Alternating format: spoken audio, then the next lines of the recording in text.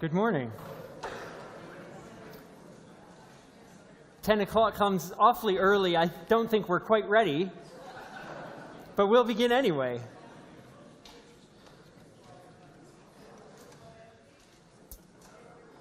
On this morning when we're here as community, we are grateful for our time with one another. Just leave it at the back.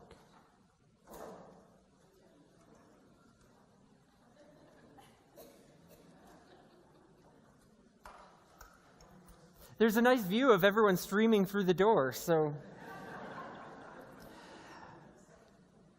we welcome you, and it's in the name of community, it's in the name of wisdom, it's in the name of love that we gather here today to join with one another to continue our series where we explore signposts along the spiritual journey.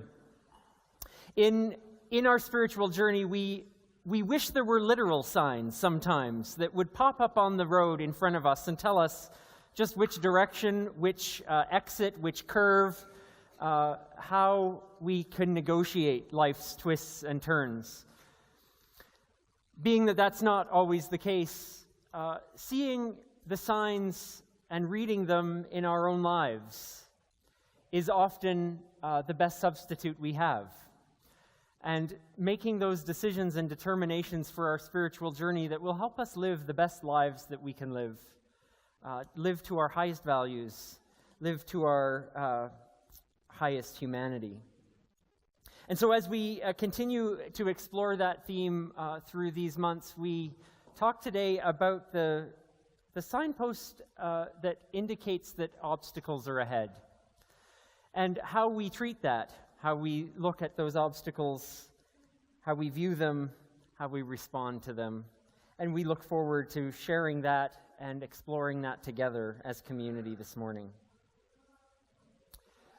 Of course, we gather in gratitude this morning, not only for those of us gathered here, but for the way that we are part of the human family, that we gather today as just one piece of it.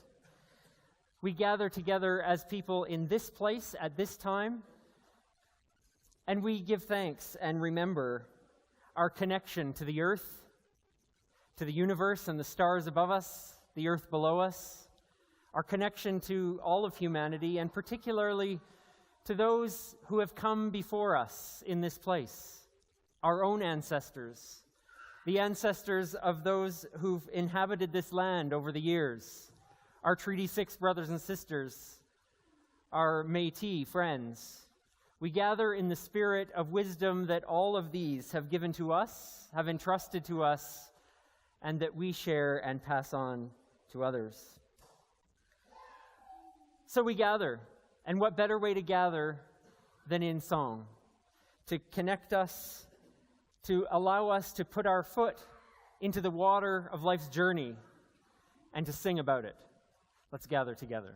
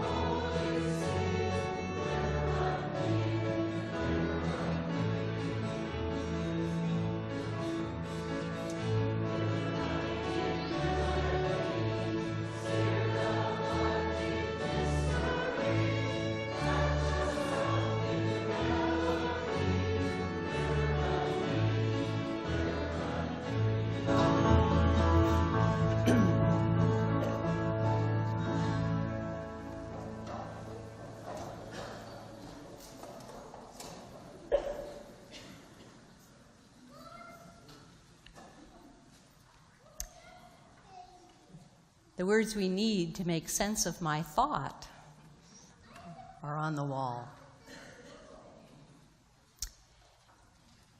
In the midst of life's challenges and gifts, in the midst of our greatest hopes and our deepest fears, when we feel overwhelmed by impossibility, when circumstances are daunting,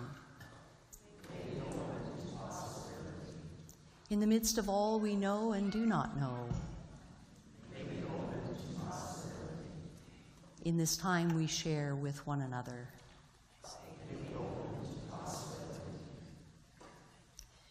One of the ways we do that, one of the ways we open to discover many possibilities, is by the ways we pray, seeking to open to the wisdom that is within us, around us, between us. And so we pause to strengthen our intentions and to offer these words as our prayer in this time in which we're gathered. We live in the great mystery of life's ebb and flow, in the midst of ever being and becoming. May we open to the sacred mystery that is like a river running in us, flowing freely at times, obstructed at other times, finding its course, sensing its source. May its current ever reshape us, rearrange our priorities, refresh us as stones washed by a tide ancient and new. May this time we share together help it to be so. Amen.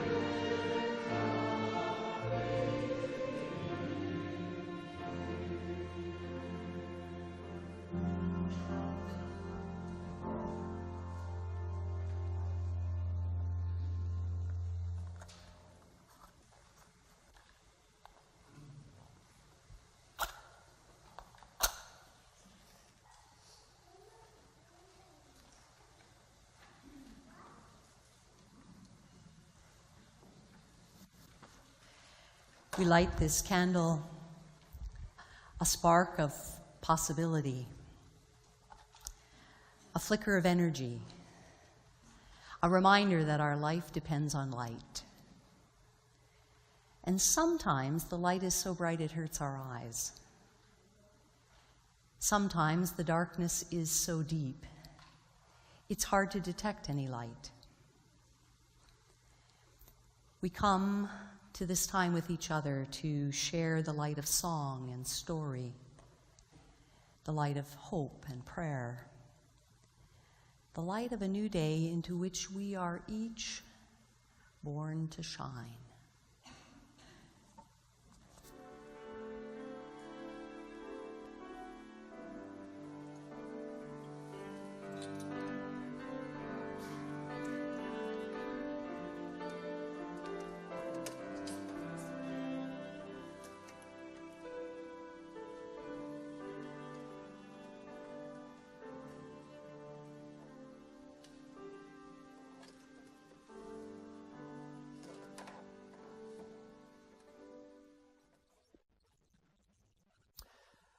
Good morning.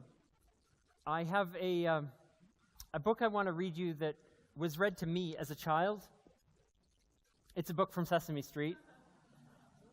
Do you know this one? Yeah, it's really fun. I know, I like it. Oh, shh! Don't give it away, Liam. We'll let everyone be surprised. So, this is a story called The Monster at the End of This Book. It's starring lovable, furry old Grover.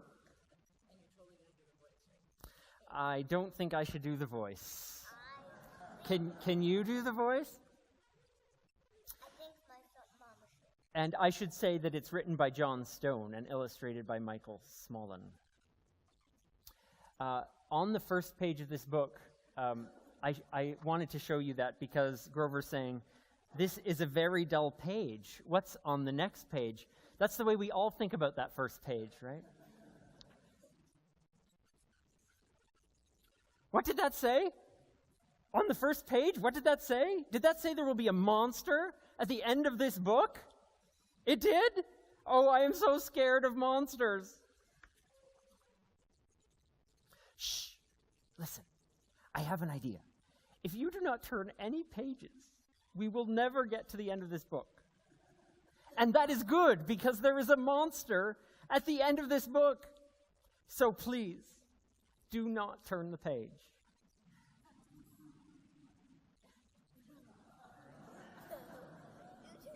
What should I do? Turn the page. Oh. You turned the page!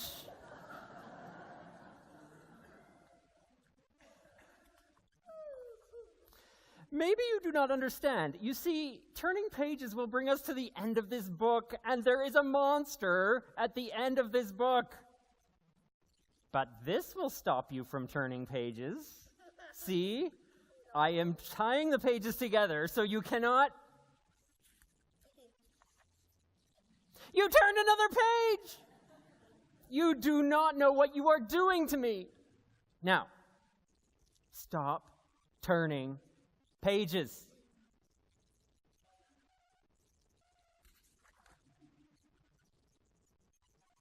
There, okay. I, Grover, am nailing this page to the next one so that you will not be able to turn it and we will not get any closer to the monster at the end of this book.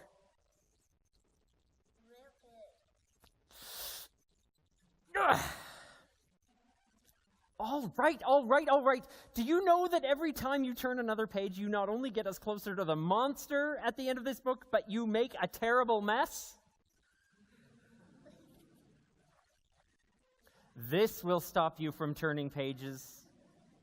A heavy, thick, solid, strong brick wall. I would just like to see you try to turn this page.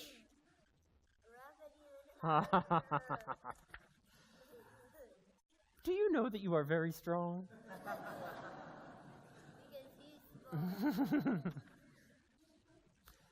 The next page is the end of this book, and there's a monster at the end of this book. Oh, I am so scared. Please do not turn the page. Please, please, please.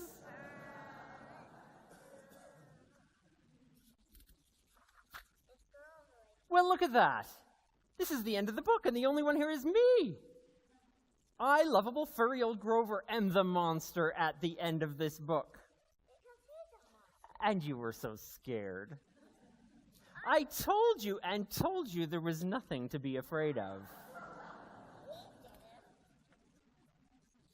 Oh, I'm so embarrassed. Oh my goodness, isn't that silly?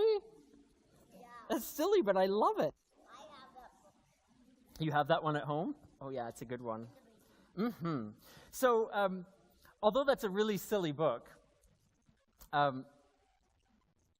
Grover is actually teaching us something in this book. I bet you didn't know that.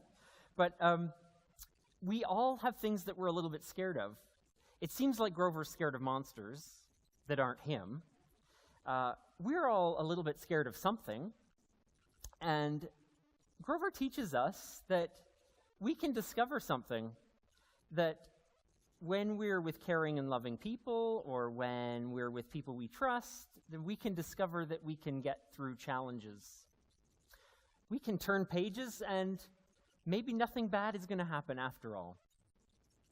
Maybe we're going to be able to meet those challenges and face them and face those fears with others, and we're going to be all right as long as we have the courage to face what's there.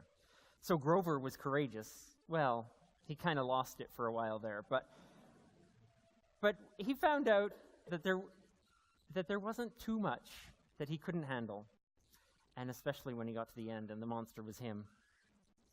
So whenever we have challenges in life, we know that if we just turn one page at a time, it's going to be okay. We can get through them together, even if they're difficult.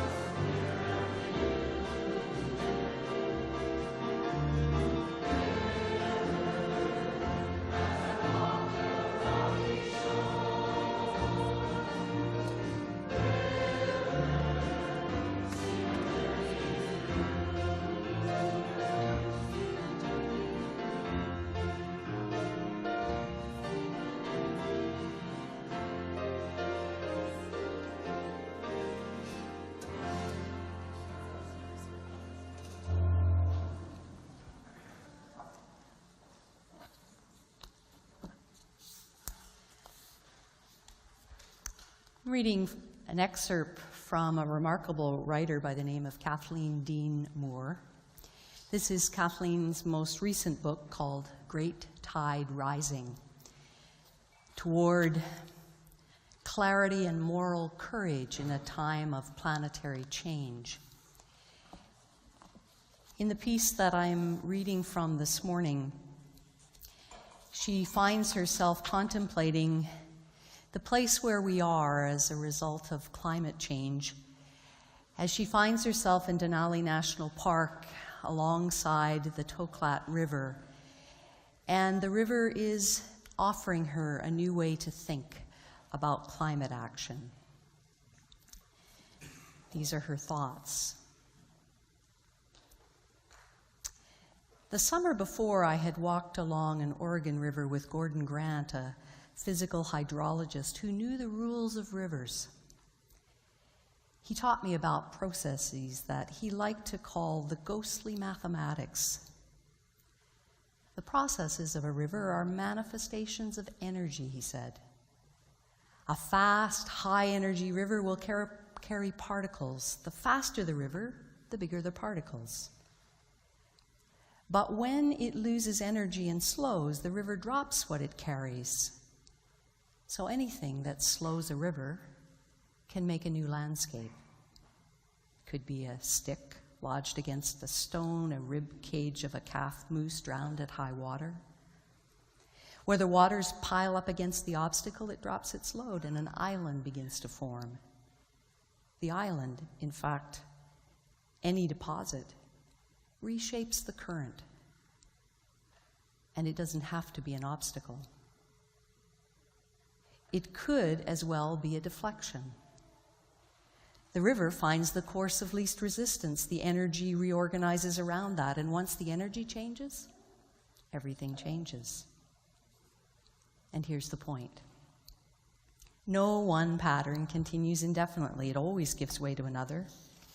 When there are so many obstacles and islands that a channel can no longer carry all the water and sediment, it crosses a stability threshold, and current carves a new direction. The change is usually sudden and often dramatic, the hydrologist said, a process called avulsion.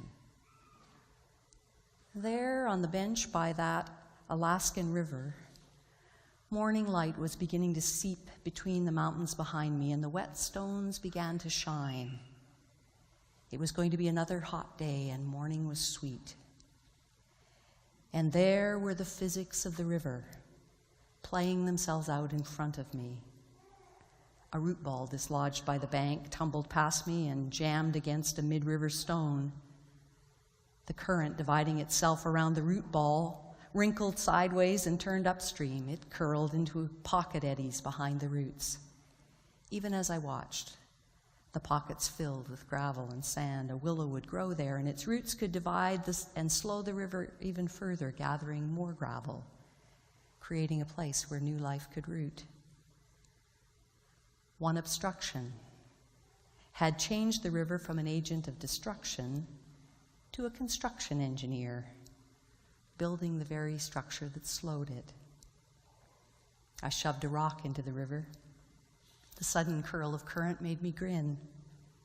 I don't have to stop the river. I don't have to lie awake at night in despair at the power of the economic and political forces rushing hell-bent towards climate change. I don't have to ask my grandchildren to struggle to adapt to a world much less than this one.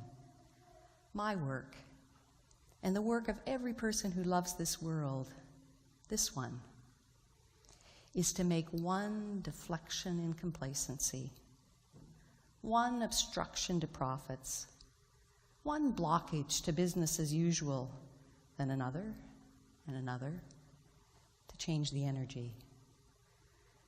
As it swirls around the snags and subversions, the current will slow, lose power, eddy in new directions, and create new systems and structures that change its course forever. On these small islands, new ideas will grow, creating thickets of living things and lifeways we haven't yet imagined. Those disruptions can turn destructive energy into a new dynamic. So we find one stone, chuck it in, then we find another. This is the work of creative disruption. This is the insight of a contemporary philosopher.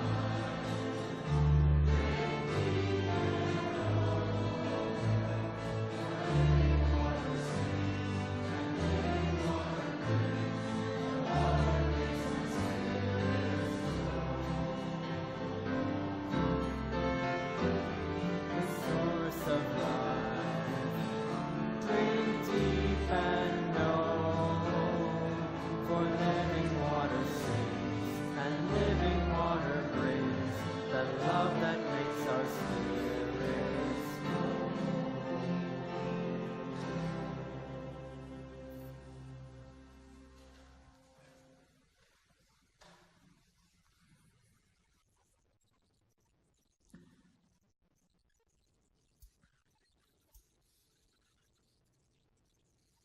Three overarching meta stories shape the identity of the people of ancient Israel. The story of the Exodus, which is a narrative of liberation. The story of exile, which is a narrative of disorientation and reorientation. And the story of the temple and temple practices, a narrative that distinguishes them from their neighbors. The story that we'll share today closes the chapter on the great escape from slavery in Egypt. Years and generations of wandering the wilderness, and now poised at the final barrier to the land that they will fight the Canaanites to claim as their own. There is one last river to cross before their conquest and settlement era begins, and it is the Jordan River. From Joshua chapter 4. When the entire nation had finished crossing over the Jordan, Joshua summoned 12 men from the people, one from each tribe of the Israelites. Joshua said to them, "Pass before the ark of the covenant into the middle of the Jordan, and each of you take up a stone on your shoulder, one for each of the tribes of the Israelites, so that this might be a sign among you.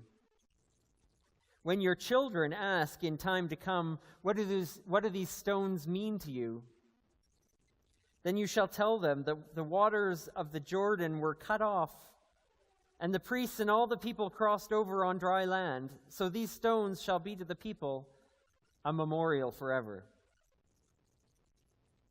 The people came out of the Jordan on the 10th day of the first month, and they camped in Gilgal on the eastern border of Jericho.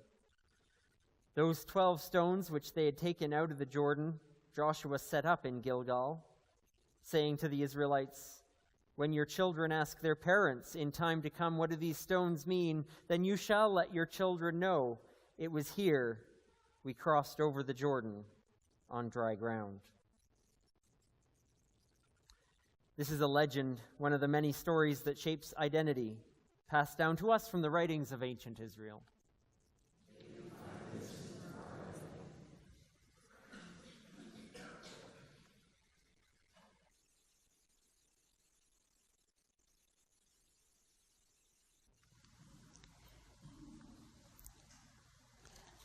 One of the delights of our summer was to begin many mornings on the stony banks of the Snaring River, a tributary of the Athabasca, just outside Jasper. As you become acquainted with a river, you begin to notice its unique character, what speeds it up and what slows it down, where its channel widens and where it narrows. You begin to see the obstacles that have shaped its movement. You begin to notice the snags that have fallen in, and the sediment that's built an island in its midst, and the terrain that's caused it to change its course to find the path of least resistance. You start to notice how the water has polished the stones, how it has worn surfaces smooth, turned rock into sand, carved steep banks, and how each element has been altered by its relationship with the other. And you see the strength of the current that keeps finding a way forward, but finding a way forward in relationship with everything that would obstruct its flow. Perhaps every river is a great spiritual teacher. If we could listen to its lessons, if we could hear its song, if we could feel its determined energy, if we could witness the incremental changes in the river and in the land with which it sits in relationship. Maybe we all have a river in our lives that we love, or some stream that stays in our memory, or some body of water that carries so much of our story that it's an integral part of our identity. For many immigrants who came to this country in the pre-aviation era, in the 19th and early 20th centuries, it was about coming to a new land, losing sight of the old country, crossing the Atlantic with dreams of a better life. Or for so many African Americans, in the early days of emancipation, it was about finding a way north by crossing the Ohio River in the hope of finding freedom. And for ancient Israel, the Jordan River marked the place where they would leave the hungry wilderness behind them and they would enter a productive land that would feed them. And tragically, on the other side of that river, just as on this side of the Atlantic, that so-called new land isn't empty land, waiting to be home to a homeless people or to provide prosperity after surviving whatever perils and promises brought them there. As the legend of ancient Israel tells their story, that final barrier, that river, is all that stands between them getting where they're going. It's just one more river to cross, one more obstacle to overcome. And in the world of their legend, that river magically, mysteriously, miraculously opens to them when their priests stand on stones in the middle of the river and people cross on dry ground. They cross without even having to get their feet wet. This story bookends their wilderness journey so that it ends just like it began. The obstacle to their escape from Egypt was that sea of reeds. And now their obstacle at the end of the wilderness experience is the Jordan River. In each case in the world of legend, the obstacle is overcome when the waters supernaturally separate them to give them passage on dry ground. Surely the symbolisms and the superlatives of these stories help us to know we're not reading history. We're immersed in the world of mythology. These stories are told to create a unifying narrative that reinforces a particular sense of identity. So in the world of the story, when they're safely on the far side of that river, their leader Joshua sends 12 of them back into the river to carry stones out of the river.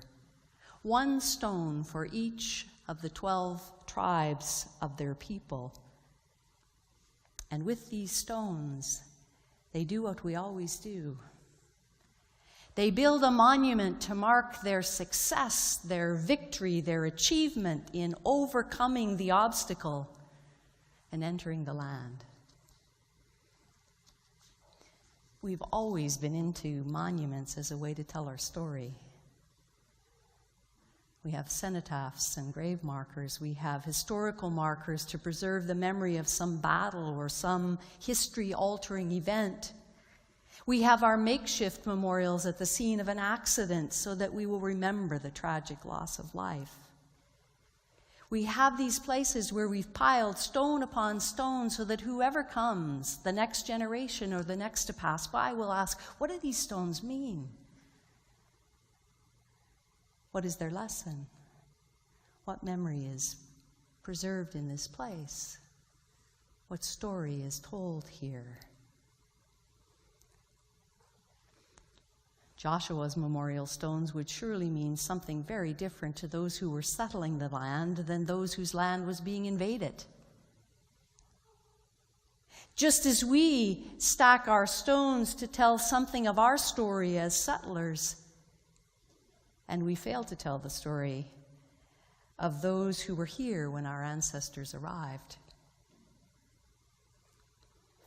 In these stories passed down to us from our Hebrew ancestors, we have not only the story, we have only the story of the settlers and the conquerors. And we have to imagine the perspective of those who were invaded and those who were displaced. I can't help but think how the story might be different, how one's identity would be altered if those stones were left in the river. If we would resist the temptation to see the river as some obstacle to overcome, if we would resist the temptation to see the river as a resource for us to harness or an element for us to conquer, I keep wondering what it would mean to leave stones in the river. To resist the temptation to turn our narratives into some kind of timeless truth, to turn our legends into history. If we were to resist the temptation and leave the stones in the river, resisting turning our perceptions into doctrine, or our debates into creeds, and if we were to let the river keep washing the stones into new shapes, polishing some, breaking others, allowing the current to continually change and rearrange both the river and the stones. And what would it mean to let the stones keep altering the course of the river as each is forever being changed by the other? I keep wondering what it would mean to honor the conversation between stones and rivers. What would it take to have the wisdom to know when to honor the direction in which the energy is moving, and when to have the will to obstruct the flow and alter the energy with our small stones of resistance, to make one deflection in complacency, one obstruction to profits, one blockage to business as usual, and then another, and another, to change the energy of the flood. I keep wondering what it would mean to change our relationship with obstructions, to know when they're harmful and when they're helpful, to preserve a kind of mutuality instead of seeing the obstruction as the enemy. We have a tendency in our lives to characterize certain circumstances as obstructions to our happiness, as things that stand in the way of our peace and joy, as obstacles to surmount, as stones to clear from our path. But what if we were to change our relationship with the obstacles? What if it wasn't about conquering disease or conquering fear or winning the argument or having more security? What if we could change the way we relate to the obstacle as part of the landscape of our journey? And we have a tendency to be overwhelmed by so many forces beyond our control. Things that feel so big and so powerful that nothing we could possibly do could make the slightest bit of difference. We're paralyzed by the image of placing a drop in the bucket. Perhaps when we could be inspired to create ripples with stones we drop in the river. What if we could find the strength to befriend some of our obstacles? And in other cases, find the creativity to constructively disrupt what faithfulness requires of us. What if together we have the wisdom to discern a new relationship with our obstacles and the strength to navigate the river's energy? How would we be different? If the obstacle was an opportunity instead of an adversary? How might the powerful destructive forces we feel all around us be slowed by our small acts of obstruction? Simple acts that slow the rush toward irreparable harm. This is a time for us to pause, to consider our relationship with the obstacles in our lives, to do what is most needed. Is it a time for us to leave the stone in the river, each element honoring and changing the other? Or is it a time to place a stone in the river, to slow its course, to change its energy?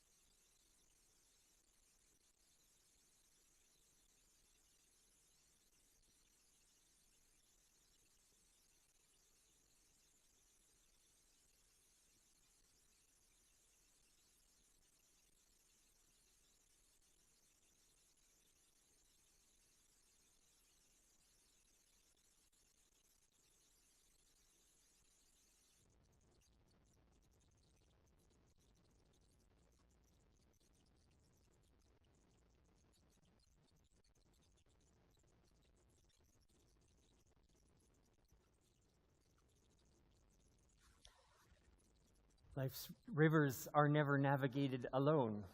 We navigate them with community, within community, and with each other. And so now is a time for us to briefly share those prayers that are in our lives and in our hearts, both those challenges, those stones that change the direction for new energy, for new direction. We're going to take our time of prayer and divide it into two pieces. This first one is for us to share those joys, those places where we want to celebrate with one another. And as we share a word or two, a phrase about a joy in life, celebration in this journey that we embark on, then we will respond with the words there. I'll speak the words as one heart is lifted, and we will all respond, may we share the celebration. So I invite us to share prayers of joy and celebration.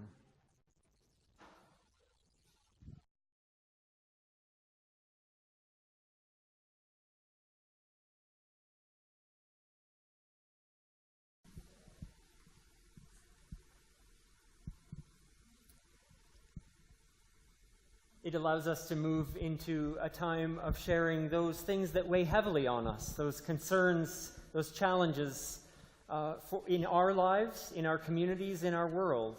And we share those with each other, and we'll respond with our response.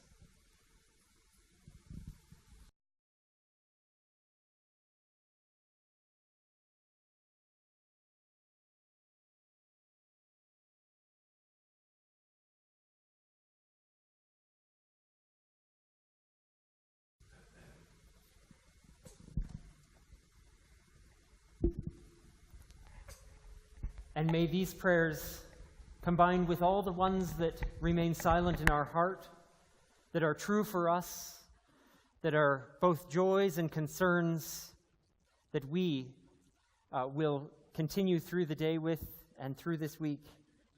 All those together, we share and we give thanks that in community, the burden is lifted and the joy is greater. And we say together, Amen.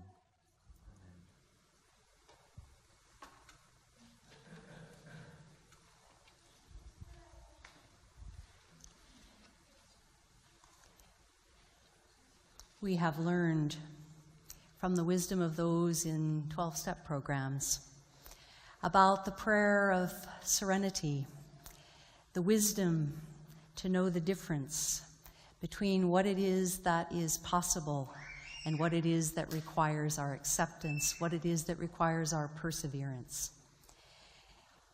We too have what it takes to discern when to be an obstacle and when to form a new relationship with the obstacles in our lives.